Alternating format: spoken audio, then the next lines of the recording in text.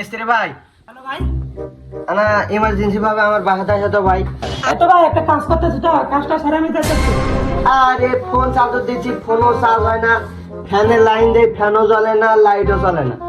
না ইমার্জেন্সি ভাবে আসো তো। ওকে ওকে ওকে, আচ্ছা।